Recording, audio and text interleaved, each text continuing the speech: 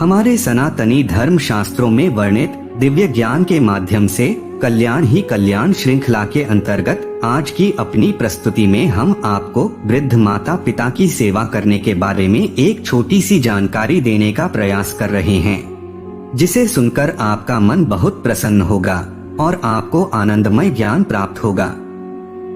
वास्तव में अपने परिवार के परम आदरणीय एवं पूजनीय वृद्ध माता पिता की सेवा से बढ़कर और कोई सेवा नहीं है। माता पिता ने हमें जन्म दिया है, उन्होंने स्वयं अत्यंत कष्ट सहकर भी प्रसन्नता पूर्वक हमारा पालन पोषण किया है, हमें बड़ा किया है, अच्छे संस्कार देकर एवं अच्छी शिक्षा दिलाकर हमें इस योग्य बनाया है कि हम अपना भला बुरा स्वयं सोच सकें। उन्होंने हमें जीवन जीने की कला सिखलाई है ताकि हम जीवन पथ पर सबके साथ सद्व्यवहार करते हुए, सबका भला करते हुए सुगमता से आगे बढ़ते रहें। उन्होंने हमारे लिए इस जीवन में जो कुछ किया है उस ऋण को हम कभी चुका नहीं सकते हैं। यदि हम अपने तन, मन एवं धन के द्वारा उन्हें सदैव सुख पहुंचाते रहें और यदि वे पूर्ण रूप से प्रसन्न हो जाएं, तो हमारा ऋण माफ कर सकते हैं।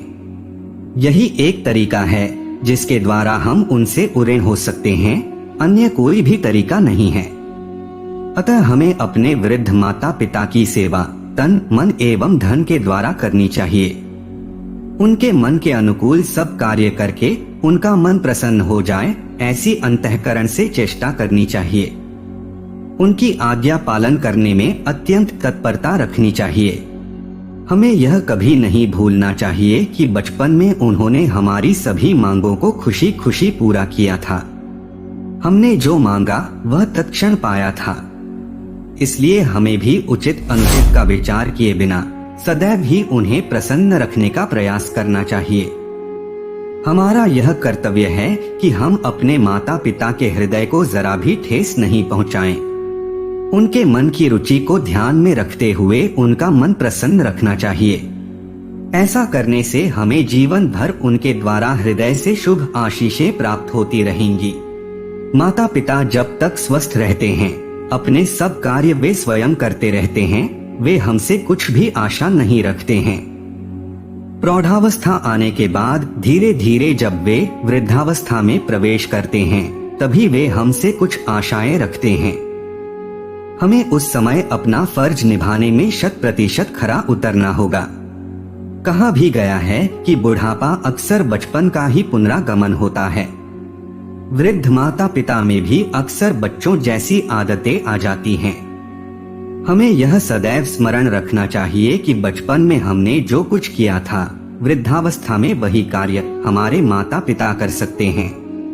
बालक अपने बालपन में हट करके कुछ भी मांग सकता है और हमारे माता पिता उसकी सभी मांगों को तुरंत ही पूर्ण करते हैं। जीवन में सबसे कठिन कार्य है किसी व्यक्ति के मन के अनुकूल कार्य करना, और हमारी शैशवावस्था में हमारे माता पिता ने हमेशा ऐसा किया था। अब जब हमारे पूजनीय एवं परम आदरणीय माता पिता ने वृद्धावस्था प्राप्त कर ली है, तब हमारा कर्तव्य बनता है कि हम पूर्णतः उनके मन के अनुकूल कार्य करें, उनकी आज्ञा पालन में पूर्ण सतर्कता रखें।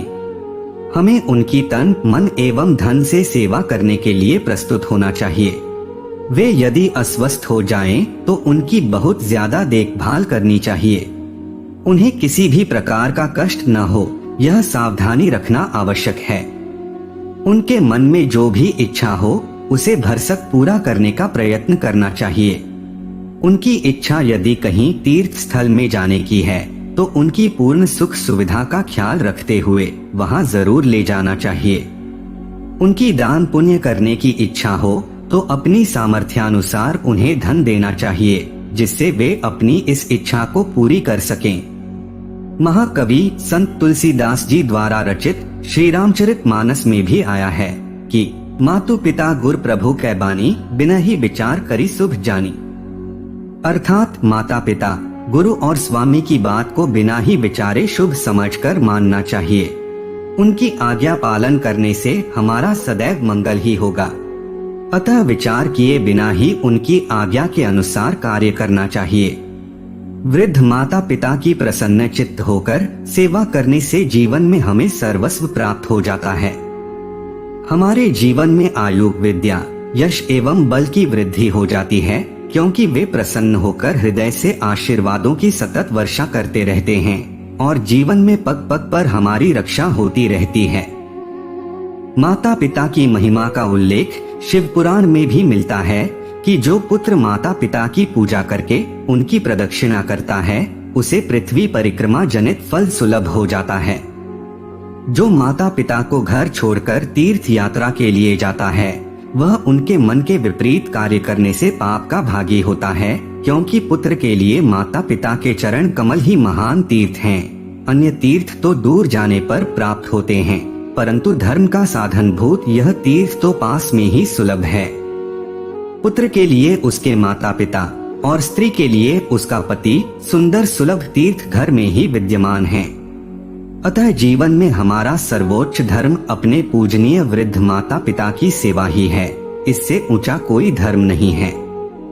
तो यह थी वृद्ध माता पिता की सेवा करने के बारे में एक छोटी सी जानकारी।